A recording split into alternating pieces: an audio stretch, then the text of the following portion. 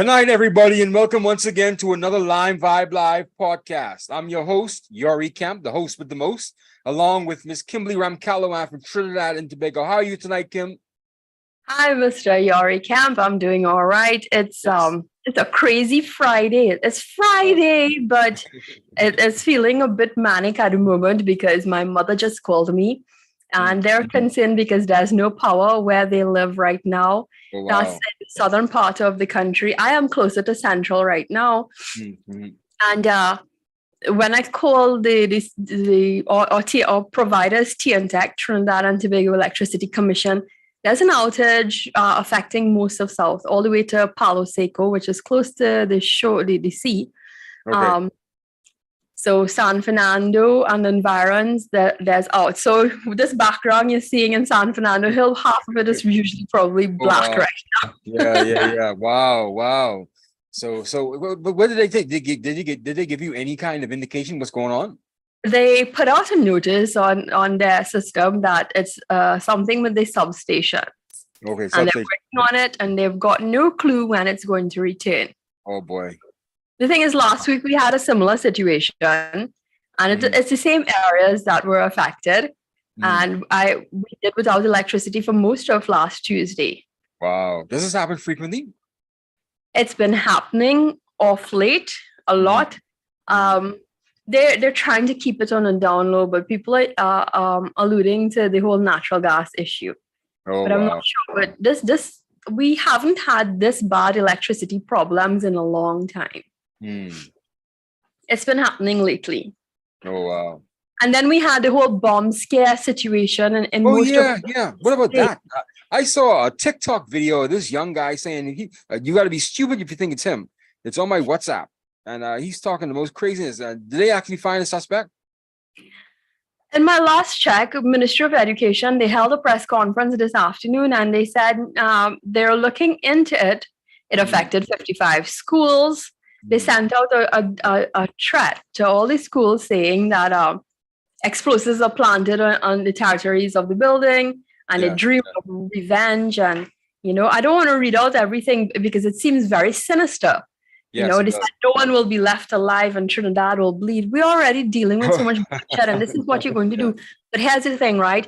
Currently, there's the Caribbean examinations ongoing. Yes, today, CXC is going on. From my friends who are teachers, they said physical education was today, PE, and 50. According to the Minister of Education here in Trinidad, Dr. Nayan Gatsby-Dolly. She says 55 schools were affected, and a lot of the schools, they were actually emailed in advance notifying them of the threat. Some of them did not even notice the threat until they were alerted that, hey, this might have gone to your spam folder. Some of them, interestingly though, one thing, the education minister said that they actually got a report. Some of these emails were actually sent to the police stations, alerting them of the schools within their district. So I think that was very gutsy to do something like that. Yeah, that sounds kind of dumb, because who would have enough explosives to send to 50-something schools, you said? And send it to the police station as well. Yeah, it's kind of dumb. That automatically has to be a fake, right? But then you can't take all these threats. So that's just in one district. That's just in a few districts. There's a lot more schools. 83 schools in the Carney and Northeastern District were affected. I hope they find out. The Ministry of Education took it upon them that they were sending schools home half day. A lot of the schools, when they got the alert, the students were told to go out to the muster point, which is a safe area, in case something were to really happen. This started happening this morning when school started. It's early in the morning. Troublesome kids who just had some idle time on their hand. Rather than doing their exams, they decided to plan bomb threats, man.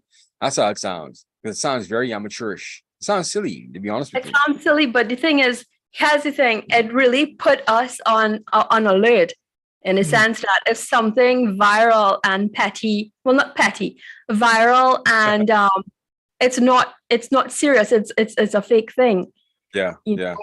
Has been put out, and it's caused this much disruption. Yes, Can yes. you imagine if something real were to occur? What would be your Yeah, predicament or situation? yeah, It yeah. brings into question right now our cybersecurity laws. It brings into question what's happening in terms of our police service when it comes to surveilling and being able to tackle these kinds of crimes. Our regions aren't really equipped, nor have they really prepared themselves for something of this magnitude. No, absolutely not. Not a national scale threat like this. Can you imagine a 9/11 like situation happening in Trinidad or the Bahamas? We wouldn't be able to. I think our countries would fall apart. I mean, it would just totally collapse, man. So I don't think our leaders are prepared to handle that kind of No, it's not. terrorist attack, But anyway, I'm glad it's just a threat for now, and it seems to be an amateurish threat. I just hope they find the young men or the young persons who did this, right? Because it sounds very, very childish, very childish. A lot of people are talking about something like this had happened some years ago at the Arima Magistrate Court, and it was bomb threats that was coming at them daily.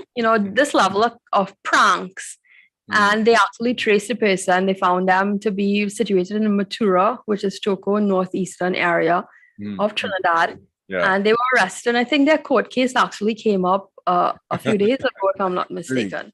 Okay, Yeah. okay. That's good. That's good. So the TNT police force does have a high detection rate and a high, capture rate. So let's hope they could actually push this thing and they could find these perpetrators who put out this threat and cause such disruption inside Trinidad, man.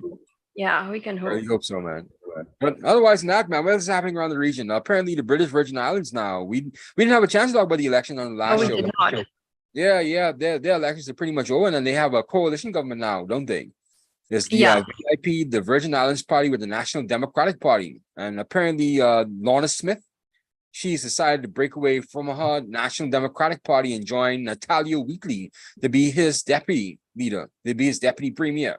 So we have a man, woman, prime minister, deputy prime minister. Prime Minister Natalia Wheatley has formed the government with Lorna Smith and an NDP. And she's now a deputy leader. How do you feel about that, Kim? Another woman in such close power. What I'm trying to ascertain is, like, does this mean, I think it was the VIP that was ruling. She's joining in coalition with the VIP, or she's joining coalition VIP or NDP? As the VIP won, and she's joining in the coalition to make a government with the VIP party. So she's joining to be the deputy leader, and then she's getting scolded by her party for breaking ranks because they didn't want her to actually break ranks. They wanted her to stay. You're not being true to your mandate. Now, people would have voted for you based on you running on your ballot for this party. Yeah. And I think it's unfair to the people who voted for you. All politicians are real hoes at the end of it, Kim. You know that. They all jump ship when they're ready. They all make these alliances and these pacts. Take, for example, what happened in St. Kitts. Timothy Harris just happened to patch together a government. And look what happened. It fell apart just as soon as the strong wind came and they blew. His government fell apart. Brantley pulled away, and his coalition deputy prime minister pulled away. And they actually stood on the platform and actually denounced, Timothy Harris, the former prime minister of St. Kitts and Nevis. And so he was gone. I mean, his coalition government just fell apart, and he was a party of one after that. So, these people, they love you today and they hate you tomorrow, man. So that's politics for you. When they see the wind shifting in a certain direction, they're going to jump ship. That's how they go. You can't really trust them, man. These hoes ain't loyal. These. I mean, I see that. Trinidad and Tobago, we had a coalition government. Every time that a PNM has not won office, it's usually because a coalition government has taken the seats. Yeah. And usually there's some kind of breaking away. Under the People's Partnership, it was about 5 parties that came together. It was the UNC, really? It was the Congress of the People, it was NJAC, it was NJAC, I think it was MSJ, which represented the labor movement. So it was about 4 to 5 people, 4 to 5 parties. There was another party, I can't recall its name, I'm not too sure. But they had joined with the UNC, which was the main political party at the time. They had formed the coalition months before the election, though. However, within months of, becoming cabinet and being appointed, and they got their ministerial positions, state boards, what have you, a lot of them decided to disagree, and they fell apart.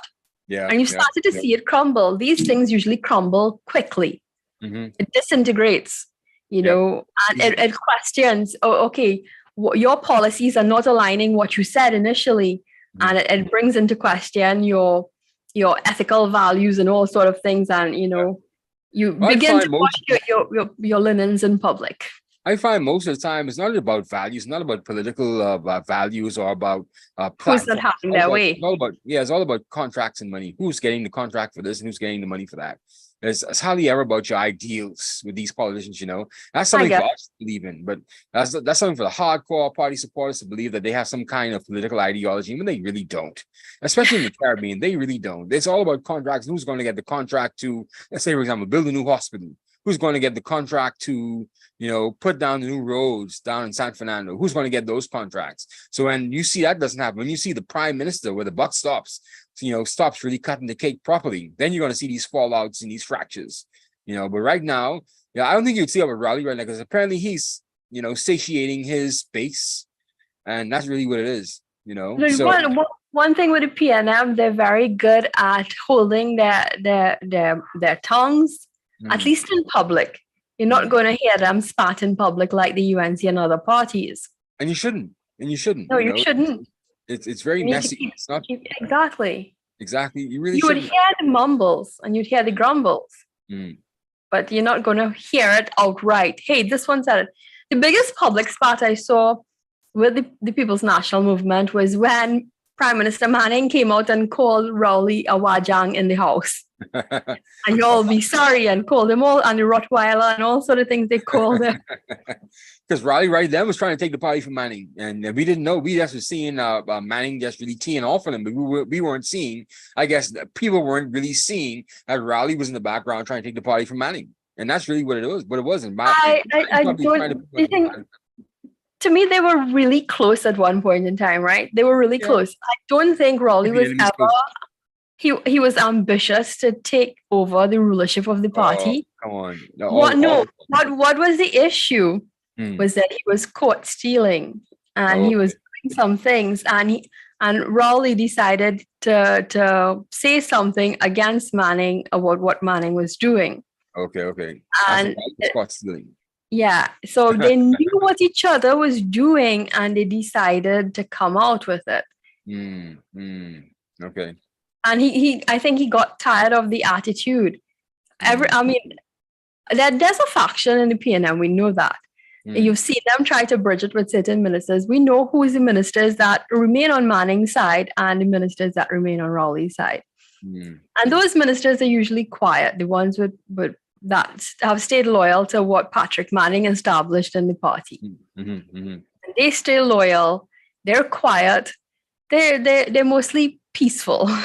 So where does I put Colm Imbert? He's pretty much he's like I don't know what to make a Colm, All the other guys, they have something to say, but him, he's so prominent, right? But he's just like so non-engaging, And for the Minister of Finance, it's just as if, wow. I mean, who really is Colm Imbert? Because he's an engineer, isn't he? He's a civil engineer. Yeah. So how did he become the Minister for Finance? He's not an accountant. I say he was, because experience in business probably qualifies you. Okay. Economic experience whatsoever, but hey, right? And he's been there for so long. He's the only cap on it probably throws. What's that? He's the only cabinet minister that hasn't been touched. What do you mean touched? Like everyone's been shuffled around, haven't they? I guess so. He used to be, before his portfolio used to be in Works and Transport. What else? And he, at one point in time, he actually held the portfolio for health. Okay. All right. But we drifted away from the British Virgin Islands again, man. We were talking about coalition governments and parties. Right. We're talking about coalition government. So yeah, they have a coalition government now. So Lorna Smith now, she joined with the VIP with Natalia Weekly. So he just barely won government, Kim. And I think that referendum that they had on homosexual marriage really is what did it. If he didn't have that referendum, probably would have won re-election by a landslide, man. Probably would have won. Yeah. Walked in, yeah. But I wonder where this is put Andrew Fahy now. Fahy or Fahy, the former premier. It's not Fahy. Fahy? It's Fahy? I don't know. I believe that's how we have that name here. We say Fahy. Fahy? Okay. I was saying Fahy. It's for hate. Yeah, he's locked up away. So you think Natalia, you think Premier Wheatley's going to try to get him back, or he's just going to suffer in Florida? I don't know. Because I mean, those are some serious allegations. yeah, it was. Yeah, him and the That really, when that, I think it came out in a big way last year. I remember when it broke. You know, the whole drug charges is like, how in the world could you be involved in something like this? You're the leader of a country. And you're the premier. You're the leader of the country. That's right. You're the premier. And you can't find a way to make money outside of drug dealing. That's a shame, you know. But I remember at that time he was having some back and forth with the governor general, I think at the time, Governor General Jasper. And they were having this big argument back and forth, and you know, just spilled over into the press. And I actually reached out to the Governor General Jasper at the time, and he said he has no comment to speak about Fahey. It was so funny, right? And after all these arguments they were having in the press, you don't want to talk to the press anymore, Governor Jasper? Really? Come on. They hate each other. I think, you know, they're probably just wishing that, okay, he's gone, he's faded into the background, whatever with them, you know. Yeah. And Fahey was instrumental in getting rid of Jasper to having the new Governor General Rankin now. Yeah. And so, yeah, it's like one big circus over there, man. But I think, you think the Flying Eagle is still the British controlling that territory? You think that's the case, or you think it would be worse for the British there? Think the society is pretty much corrupt, morally bankrupt, that they can't find better leaders than Fahey? Perhaps. I mean, in my experience, I compared BVI with Turks and Caicos and those islands that also have premiers, and it's a small society. Most of their people aren't really natural. They're naturalized citizens. They're mostly residents. They don't like to even say the word citizens. That's actually offensive in those states. They actually like to use the word residents because most of the people aren't citizens. They come there and they live. It's very few. It's very limited when it comes to a professional sector of people. Professional sector. Okay. That's cool. I haven't visited that. I'd like to visit one day though. But they said the difference between the BVI and the USVI is like night and day. It's like the USVI is extremely developed, while the BVI is still like a family island, like a rural town. You get that. Wow. Well, yeah, the small little houses, and they still have that traditional kind of thing. Wow. And they still want colonialism. They still want the British involved. And I don't know why they just don't go independent, because that's what this election in BVI came down to be honest with you. They wanted independence. And that's what the sentiment was going into the election, that some people wanted independence, and they were using this homosexual marriage referendum as some sort of a test to see if they could actually handle their own independence. Because, you know, a lot of people on the ground in the BVI, they're not particularly wanting of, you know, homosexual marriage. And I think we spoke about this before. They're not interested in that. Yeah, they're not. Yeah, so independence would actually secure you. It's like, okay, well, we have all right. We're not going to go this route, and we're going to stick to our guns. This is our beliefs. This is what we're about. So let's see what... You know, they spoke that they're very heavily dependent on subventions still. Yes. Yeah. But then they got to find a way to make some money. You know, I can imagine back when Trinidad went independent, there was the same situation as well. They were depending on subventions from the British government, and you guys found a way to make some money, did you? You found some industry. You guys got there, and you guys got your arms dirty, and you made something happen. Same thing in the Bahamas. Hey, same thing in Jamaica. 1900s. Remember, we had oil and gas since the 1800s into the 1900s.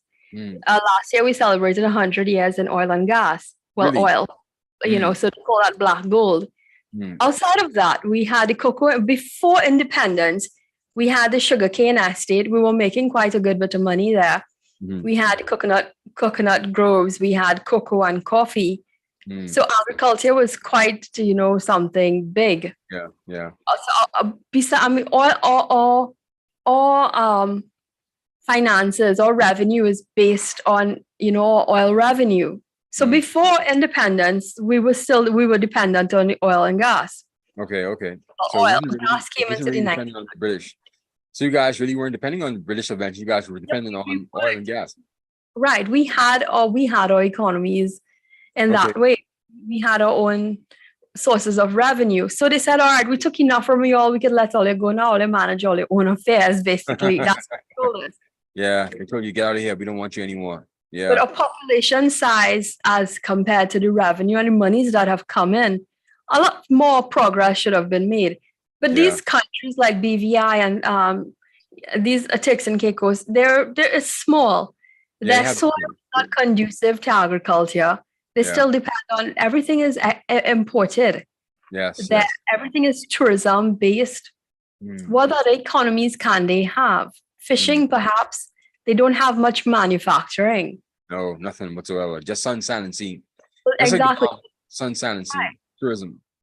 So that's what it comes down to. So I guess they got to go the tourism route, like most of the other Caribbean countries. Build some mega resorts, some fantastic resorts. Introduce gambling, online gaming. They'll find a way. But I guess you can't be fair. You can't be fearful. They'll find a way. Trust me, if they want it bad enough, they'll find a way. But okay, we're talking about BVI, and finding ways to boost your economy. This week, KNSJ in Dominica, about a year and a half, we reported about this in Caribbean Magazine Plus, but we have been following it from the start. Yeah. And KNSJ is a green-based company from Trinidad. They've partnered with the Dominican government, to go green.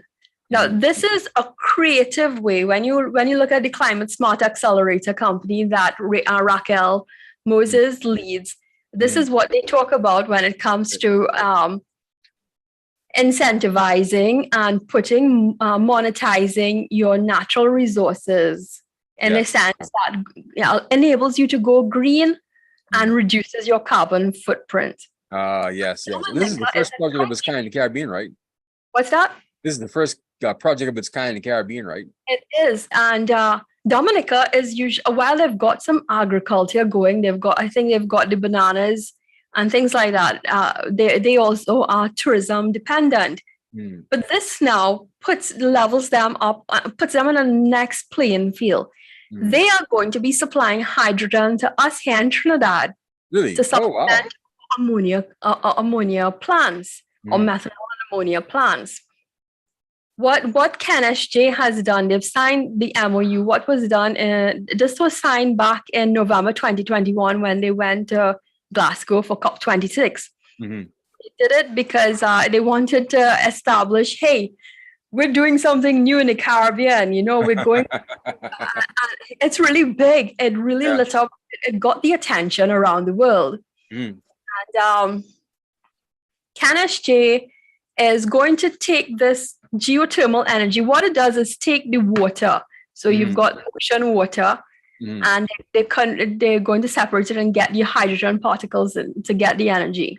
Okay, wow. I think it's interesting. It is. It does not put carbon, it reduces your carbon footprint, and it's monetizing the energy and the resources you've got and putting it to use. That's cool. I wish them all the best with that, man, because it seems if they could get that off and running in Dominica, maybe they could export to other Caribbean countries, you think?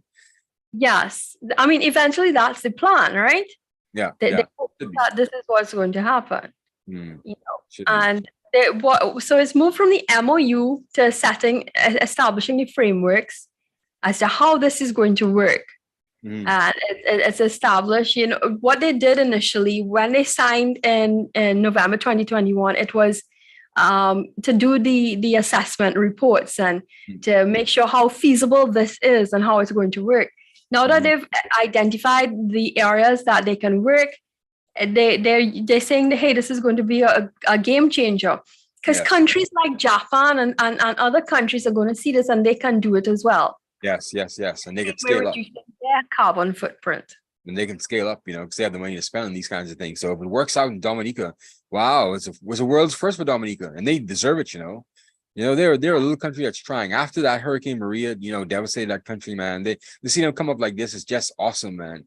And no matter what they say about Roosevelt scared Dominica, he's being pretty solid for them moving forward. He isn't losing any elections. So you have this small gaggle of people that really have an issue with him, but really and truly, I think by and large, Roosevelt scare has been pretty good to Dominica. no matter what his detractors say. And he's been making some strides. Things like this is what puts your country on the map. I think Dominica has less than 100,000 people on it. It's a small population. It's a little over 100,000, I think, or if it's about 60,000, I'm not sure. Yeah, I think it's less than 100,000, man. Maybe not even 90,000. But yeah, these kind of things put your country on the map, because if you could get something like this off and running and show to be a model, you could export that, and Dominica would be forever known as the country that started their first geothermal hydrogen energy plant. Yeah, and they've already got their first clients lined up, Trinidad and Tobago. Oh yeah, you guys. So wait, now let me ask you a question as a Trinidadian. How do you feel now how do you feel like Trinidad is losing all of this energy power? The way they're actually buying power from other people. We are in need of it right now, apparently. Yeah. So I mean, they've got their agreements to work out. We consume about 2.2 million tons of hydrogen per year. Wow. We have methanol plants, and all these things are critical for the production of ammonia. Hydrogen is needed, which is usually extracted from natural gas. Yeah. With our natural gas supply dwindling, this comes into play. This is very important. Yes. I'm all for it in that sense. And it's also going to help us. It's going to give us our points when it comes to reducing our carbon footprint as well. That's good. So it's a win-win in that sense for us, I think. Yeah. And honestly, I give kudos to Philip Julian, who is the leader of CanSJ, for coming up with this, for working with this. I mean, it really takes a kind of thinking, to go in this direction, to really see it and see it being feasible and monetizing it at the same time that it reaches a profitability stage. That's good. So who's Philip Julian in particular? I mean, he's the where's he from? He is from Trinidad and Tobago. Oh, okay. He's one of your compatriots. Yeah, he's an energy person. He studied he studied energy, alternative energy, and things like that. Okay. He's an environmentalist, I assume, too, right? Yeah. And he had experience with companies here in Trinidad, New Gen, and things like that. Okay. So his experience working on these things, he saw the need for green hydrogen, and working with getting it out there. Okay. That's fair enough. Well, Philip Julian is a guy to watch. Let's see how he progresses with this new energy plan in Dominica. Yeah, maybe we should reach out. Do you have a contact for him? We can reach out to him. We can talk to him. I believe so. I can always reach out to the CCSA and get on to him. His experiences in chemical engineering and working with a global company called Willie Parsons. Okay. And he works here with our energy chamber and renewable energy. It's really viewing, how renewable energy ought to be. For small islands like ours, we've been, despite our size, we've been able to, this puts us on the map for doing something good. They've looked down on us. We've always spoken a lot about, when it comes to financing projects like this, and how percentage rates, the interest rates are often higher for us. Yes. But he's leveraged it in such a way that, he's getting international partners. I think Hydrogen de France, HDF, is a French firm, has even partnered with them to help with the conversion of power to hydrogen, which is converted to ammonia. And they're also going to use this to generate energy on the islands. Okay. That's cool. So it's going to be you guys can use that in San Fernando right now, because like you say, the power's off and half San Fernando, right? That would really come in handy. Our energy services, I think NGC, which is our national gas company in Trinidad and Tobago, and even TNTech should probably look to CanSJ to see in ways that they can help us. Yeah. Let's see how he makes some progress out of it, Kim. Let's see what happens. I'll be watching it for sure. Definitely. Oh man, it's something that has piqued my interest since then, and we at Carbon Magazine Plus, we've been covering it since day one. We've been, keeping on it. Yeah, I have to say you have been on top of that. Thank you so much, Miss Ram Calawan. You've been very on top of that, yeah. But back on to some more, regional news, some more somber news. Did you see the small arms survey report that came out recently from the small arms survey in conjunction with the Caribbean impacts? that the Caribbean ranks. The Caribbean is triples in gun deaths worldwide. Like it's 3 times higher than the global average for gun deaths, violent deaths. Right. Does that shock you? That doesn't No, shock me. it does not shock me given what we've been seeing here in Trinidad in the last few years. Yeah. And they say 90% of these deaths, these gun deaths are made with guns from the United States. 90% of them. 90% of them are with guns from the United States. That is absolutely insane, man. We just can't run away from this violence in the Caribbean. And we just now came out of that crime symposium, and now we have this report from the Small Arms Survey saying that 90% of the violent deaths are used at the hands of U.S. made guns. That's just insane, Kim. That's just insane to see that level is being there. Pardon me, say? To me, it comes down to us and how are we protecting our borders. Yeah, and that's what the Small Arms Survey said. They said that several things that Caribbean countries could do. They could put in place, one main thing is they could put in place a region-wide database where they track all these firearms. Like, say, for example, if the police service in Trinidad or the police service in the Bahamas, they actually buy a cache of weapons, categorize all of these weapons inside a database so the entire region knows where these guns are. That's the first thing they do. And second thing is, when they actually take these firearms off of the streets, they should actually categorize them in that same database as well, so people would know where these guns are at all particular points in time, so they would know exactly how these guns are flowing through these Caribbean islands. That's important. And then they also said that we need to digitize the gun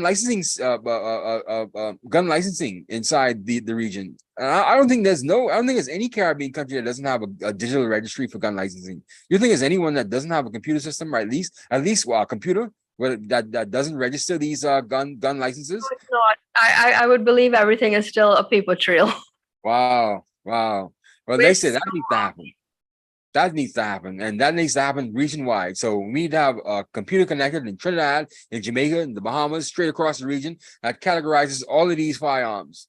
And I couldn't agree with them anymore, because that's exactly what's needed. Because you would find that, while the Caribbean is a gateway to the United States, we are gateways to each other too, Kim. Because things they come from the Bahamas and they could trickle all the way down to Trinidad and Tobago.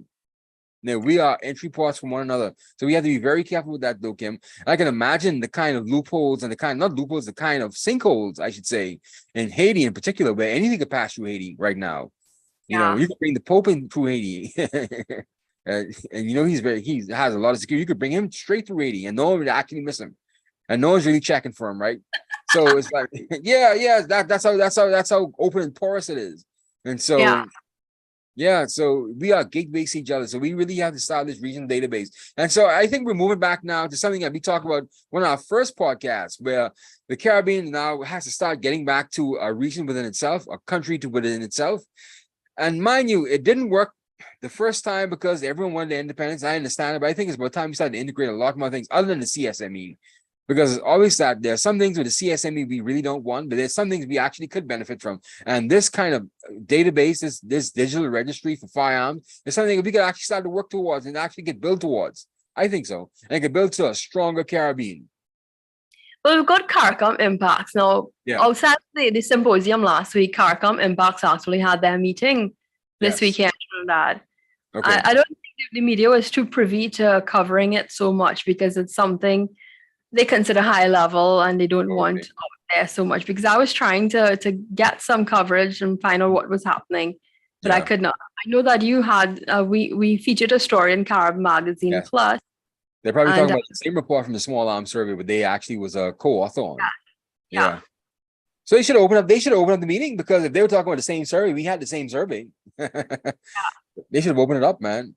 But I can understand all these high level police conferences, they are very, I would say they aren't really high profile. They keep them kind of on the down low, where people don't really know where all these police commissioners are going. Because I can imagine that could be a security concern within itself. You can imagine all the police commissioners or all the high ranking police officers in one spot.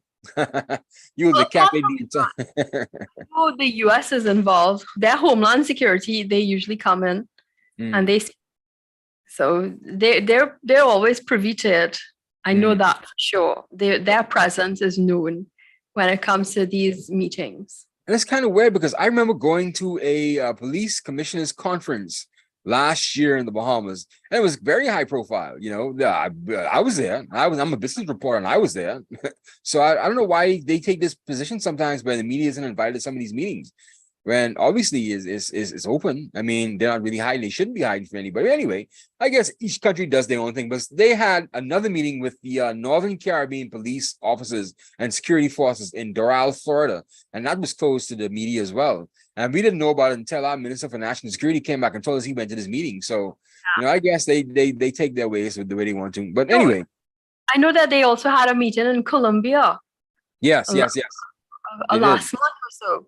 Yeah, and they did. That came on the heels of what OECS also had. Yes. So they'll have the opening ceremony. They may allow the media in for that, but that's about it. Beyond that, the meeting. There's nothing for the media. Yeah. I wonder what they're talking about that. I guess the major thing has to be drug trafficking, right? And the second thing has to be guns. Well, they really go hand in hand, right? Yeah, for sure. Otherwise, anything else in the news? What's going on? I know. Apart from that, this week was the vaccination drive week. For what? I'm giggling in a sense that what's happening. There's been a call by our Ministry of Health to ensure that they're trying to get the migrant population to take their vaccines when it comes to measles and other diseases. Diseases that we've long eradicated from our society. Yeah, it's seeing a resurgence because of migrants that aren't vaccinated. And these populations. So there was a heavy vaccination drive, and I know the health ministers would have met, I think, in the Bahamas. Oh, yes. I just want to tell you about that. The Caribbean Public Health Agency, CARPHA, they were down here. They leave today, actually. There was a two-day seminar, and they leave today. So they were talking, and this is one of the things that was on the agenda, actually, putting together a regional database that tracks all of these symptoms when the people travel throughout the region. So they'll be talking about these digital interfaces again. We can't run it. This is the new age, because what they were saying is that, well, our chief medical officer, Dr. McMillan, she said that they want something called, let me see if I can pronounce the name correctly, syndromic surveillance data, where you don't have to diagnose all the symptoms are the same. They want tourism providers now to at least categorize what people are coming in with, so they can have an idea of what's going on in that person when they're traveling back and forth throughout the region. So they can have an idea, and we actually can know that, hey, this person was here at the Bahama Resort and they exhibited these kinds of symptoms. So be on the lookout for so and so and such and such and such, which makes sense. And they want that kind of database and that kind of tracking, data surveillance. They said they want this data surveillance where they could see exactly what's going on with some of these people. And that makes sense. We can't escape the digital age, Kim, and it really helps, Kim. It really helps. Yeah, it's about time, and especially a region that is heavily dependent on tourists and tourism activity. Yes. We've got a lot of people coming into our region from all areas of the world, from Asia, from even Australia and down south, to north, and they're bringing in all sorts of viruses and diseases that affect our people, and we don't know. Apart from sexually transmitted diseases, other viruses and things come in, and it affects our immune system. Our immune system is totally different to what they're. And I think last year or year before, we would have reported on the vaccination drive, and I know Chelsea Clinton, she was actually amazed at how our region was able to vaccinate our populations. Our populations, according to PAHO, Caribbean, and even the World Health Organization, we have excelled when it comes to getting our newborns vaccinated and covered for certain diseases. That's why we no longer have the issue with smallpox, measles, and diseases like that, because we've ensured that our youngsters get vaccinated early. It's also part of our program. The Ministry of Health usually collaborate with the Ministry of Education and ensuring that students, before you enter a primary or secondary school, you've got this amount of shots. Paul said the same thing. Actually, we did a good job, but during this COVID-19, they chastised us for not getting our vaccination rates up. Did you see the kerfuffle that happened in Jamaica during the height of the vaccination program? Like people didn't want the vaccine, and it Yeah. came to the point where Holness was getting mad at Dr. Christopher Tufton, his Minister for Health, and he wanted him to put in place some measures that were kind of draconian. Like he wanted to force people to get vaccines, man. I wonder if Andrew Holness was out of his bloody mind. I think it was happening all throughout the region because here in Trinidad and Tobago, we had a similar case. Many employers decided to say, here's what, if you're not vaccinated, you're not allowed to work. That obviously backfired on them later on when it went to the industrial courts, and the industrial courts ruled in the employees' favor. Yes. And then eventually they caved. Business went back to normal. If you're vaccinated or not, well, whatever, your choice. I mean, that's right. And honestly, I think that people who are vaccinated are more prone to carrying the disease than the unvaccinated. Yeah, because they inject you with the disease, don't they? So you would be a carrier of it. You would have the symptoms and you won't even know. Yeah, exactly. You won't be displaying any of the symptoms because you're supposed to be immune to it, right? Yes. And you're going about your business, and if you come in contact with an unvaccinated person, they now are going to get the virus. Yeah, exactly. Because that's exactly what vaccination and inoculation is. They inject you a little bit with a little bit of the virus or whatever it is they're trying to vaccinate you against, so they could build your immune system towards, so your body could actually build up the kind of antibodies that's going to fight off the disease if it comes to a point where it starts to spread. So yeah, I mean, Holness wanted to go full draconian. Like he wanted to hold people down and stick the jabs in their arms. And Jamaican people just weren't for it, man. We don't want to get vaccinated. In Trinidad, it was the same. When you look at our population statistics, it's a little over, probably closer to 60% by now. 64% of our entire population have probably gotten at least one vaccination dose. That's good. Let the rest die. Let the rest die. Yeah, because I mean, my God, you have to be out of your bloody blessed mind, right? If you see all of these people dying across the world, the thing it's a hoax. When you go to the hospital and you see people sitting on the outside. I went to the hospital one time during the COVID-19 pandemic, and I saw people lying off on the outside, people dying on gurneys, man. It's like, wow, how could you be so? I think it's a matter of them having a hoax. At least in my experience here in Trinidad, and probably in the United States, it's similar. I know, people of their Christian beliefs, they say, okay, we're not taking the vaccination because of our personal beliefs. There is a lack of confidence. There's a lack of confidence in the time frame in which the vaccination was supposedly developed, right? I know we don't want to go too much in this because they could probably block us.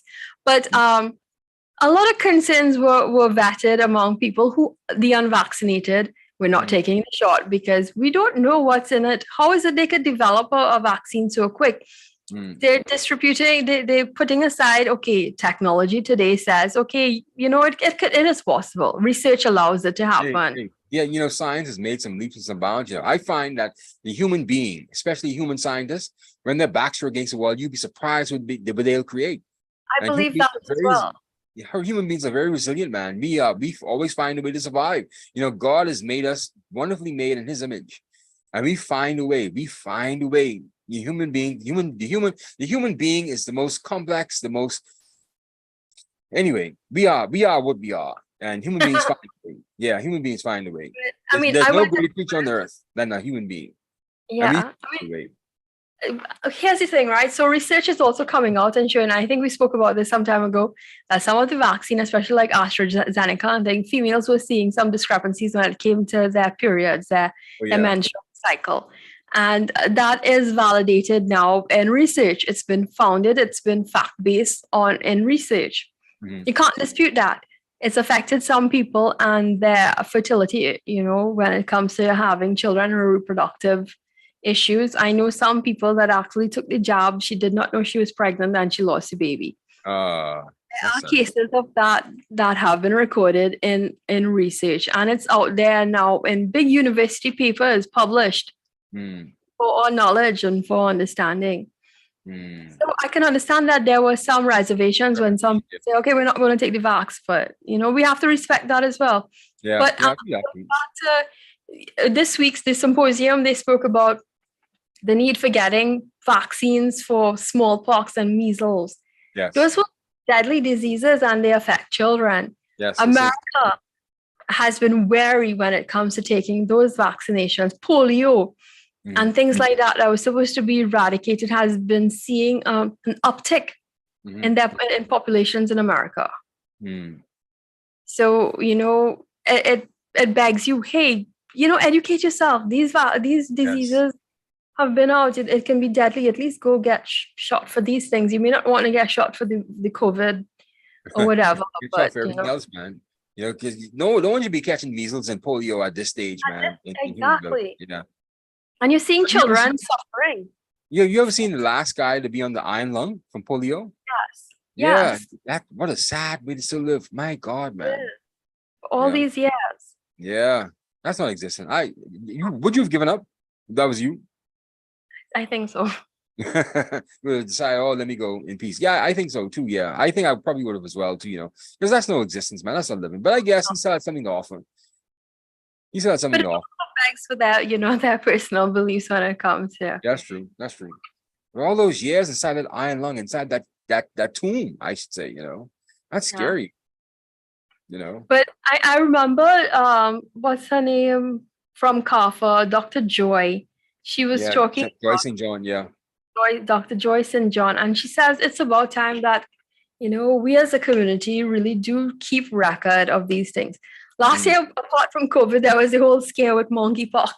Yeah. Jesus, yeah. And I think Nicola Madden Gregg, she's the Tourism Caribbean Hotel and Tourism Association president. He said the same thing at that symposium, this CAFA symposium as well. He said we had another scare outside of COVID-19, which was monkeypox, and it really was a scare. And I'd say nobody knew how we were going to track it straight throughout the region. Nobody knew what we were going to do. So, things like this database that tracks all these symptoms really needs to be put in place so we can protect our number one industry, which is tourism, and these things need to be taken seriously, man, and with her in particular, she said, man, that was the second epidemic and hardly anybody speaks about, but it was here because it started in Barbados, didn't it? There are a few cases in Barbados, and then all of a sudden you started to see it pop up other places, but thank God it didn't spread like how it did, the COVID-19 did, but still though, it was here. It was spread in the region. Before that, we had the whole Ebola issue. Yeah, we had the Zika virus. We had Zika, and before that, we had chikungunya, which is mosquito-borne illnesses, but still. Yeah, they scared the hell out of me with Zika, because at that time I was dating somebody and she'd gotten pregnant. I said, wow. I say, man, I don't think you should have the baby because what if you get bitten by a mosquito, and you get Zika? The baby's going to come over with a small head. I don't think you should go forward with this, man. I was like, wow. I see, gee, I was so afraid. Anyway, that's my human fear. So she had the baby or not? No. She decided not to. Okay. Yes, okay. I was afraid of Zika. That's how Zika had me so afraid. Yeah. I was like, what if you get Zika, Wow. Oh, well, fear kept you all back. Yeah, fear kept me back, man, But still, though, she wasn't prepared to have a child anyway, so, that's good. It all worked out. Okay. Yeah. But, Zika and chikungunya, I saw some children here born with that. Was it microcephaly? Yeah, the small head, yeah. Yeah, that scared the Jesus out of me, because I didn't want my child to go through that at all, man. Ooh, wow. You see some of those babies, it's absolutely heart-wrenching, man. Yeah. But we really do need to keep a track. And I remember speaking to Dr. St. John last year, and she was talking about, I think this year they're celebrating 50 years at CAFA as well, just like CARICOM. Yes. And, you actually spoke to her, okay. Yeah, I had done a one-on-one interview with her, and she had spoken about getting this database up and going and some of the things that they were doing with the lab when it comes to testing. So all in all, I mean, right now, all public healthcare systems need to get their databases in order. Right now, we've got our regional health authorities trying to collect our data and make sure it's in order. Yes. So that if I were to go to a clinic within my region, they can always pull up my file. Yes. Currently, if I go to San Fernando General Hospital, they send someone to look for my file. Yeah, I know. Same thing here. It takes a long time. I know. Same thing here. Like my medication isn't in any database. I could go to one clinic, I could go to one pharmacy today with the same prescription and go back into another pharmacy with the same prescription, just keep on renewing the same prescription over and over again. So I could get one prescription for Xanax. I could go to another pharmacy and get the same Xanax again. Now, some pharmacies are doing that here though. Like we have some pharmacy chains that would do that. So, okay, they've got my record, like my doctor would fax my prescription and they've created a database with my information. And if I were to go to a pharmacy in North Trinidad, Port of Spain, they can pull up my name and say, yes, you're on record for this drug. So this doctor has prescribed that. We've got you. So, but that's private healthcare. That's in private sector. Yeah, okay. Talking about I guess they're only doing it with a select few pharmacies, right? There's not like all the pharmacies. It's just like, just this pharmacy in this particular chamber we're working with. And they decide to come together with themselves, really. This one pharmacy, they opened with that kind of technology within their system and their management. Okay. They wanted to bring something different. That's Super Farm. Okay. Because when there's another pharmacy chain that I go to, they're much cheaper, bargains. And they're closer to where I live, and my doctor would usually prescribe something if I have to go 10 o'clock in the night for emergency. And, it's like, okay, well, I spoke to the pharmacy. They're open. You can go and collect your drugs now and you'll be all right if anything happens, tomorrow, whatever.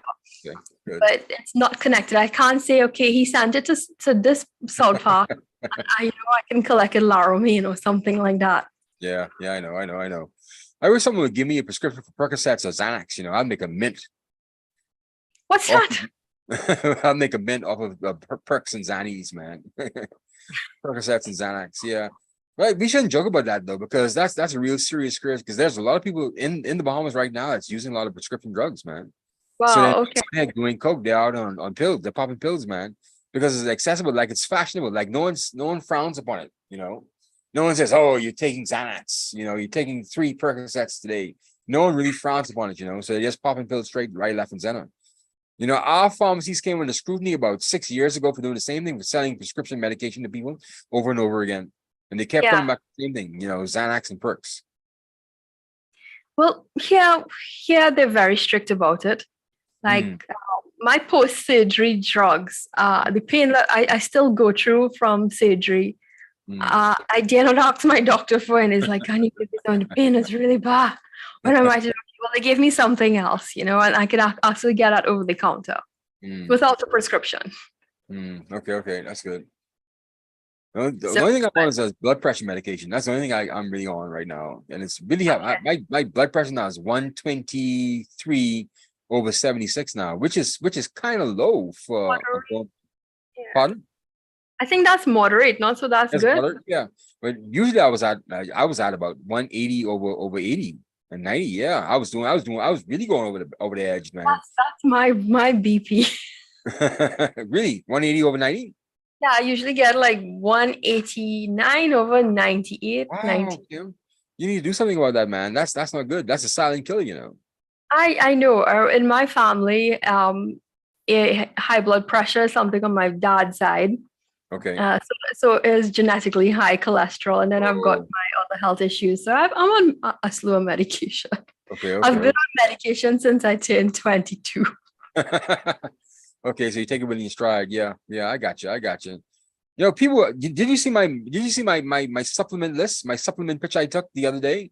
Yes, I did. I know you were talking about it on our last show. Yeah, I take them every morning. Along with my blood pressure, I take them every morning, Kim. And while I don't desperately need them, it helps.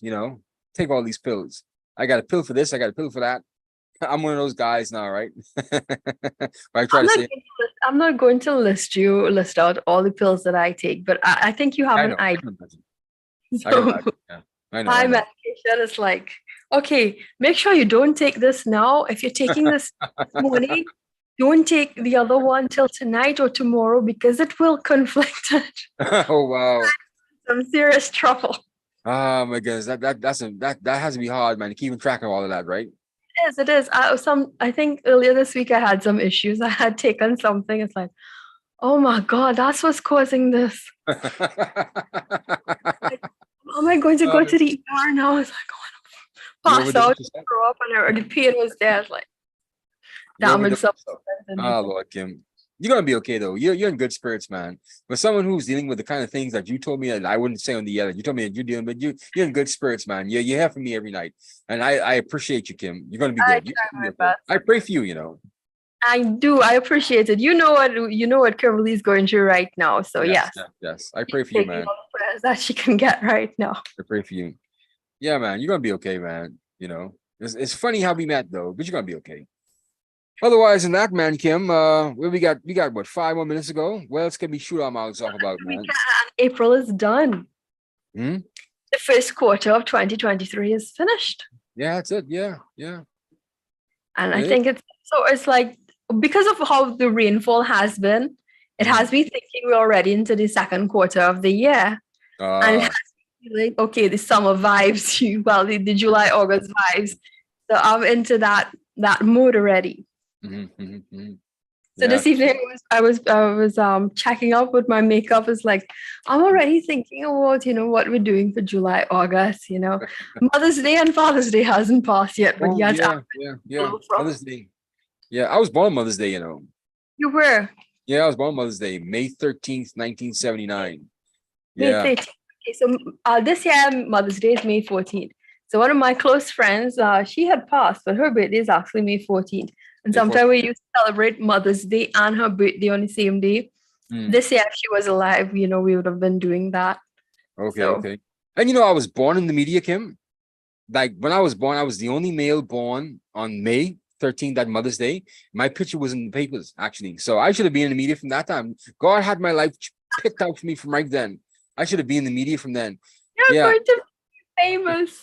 I was famous from then. I was the only male born. There was two other girls born that same day, but I was the only male born that day. And I was in the newspaper's job. Because at that Oh, time, my wow. mom was working for the newspaper. And so she got the photographer to come and take a picture of me. Plump old lady Oh, was in the okay. newspapers. Yeah. I That's was in the nice. newspaper. You Mother's still Day. have that newspaper clipping, I hope.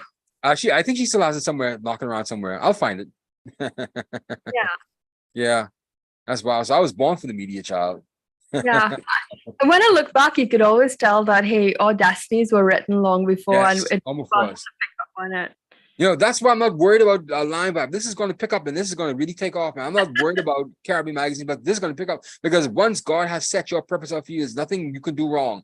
And if there's one person watching, I'm talking to that one person. If there's 1,000 people watching, I'm talking to 1,000 people because I appreciate the opportunity that God has given me to do these kinds of things. And this is no training. I didn't go to school for this. This is just something we do. Yeah. Well, You're Kimberly was a yapper from a long time. Oh yeah, I'm a ranter actually. I like to rant and rave. Yeah, I know. You know something, Kim? Things piss me off, man. Things piss me off. They really get me upset. Some things get me upset, man. And it's just that you have to really talk about it. And I'm glad I have a chance to talk about it because if I held it in, I'd drive myself crazy, man. Oh, I boy. really would. I really would, man. So I'm glad I have these outlets. This allows me to be me and say what I want to say.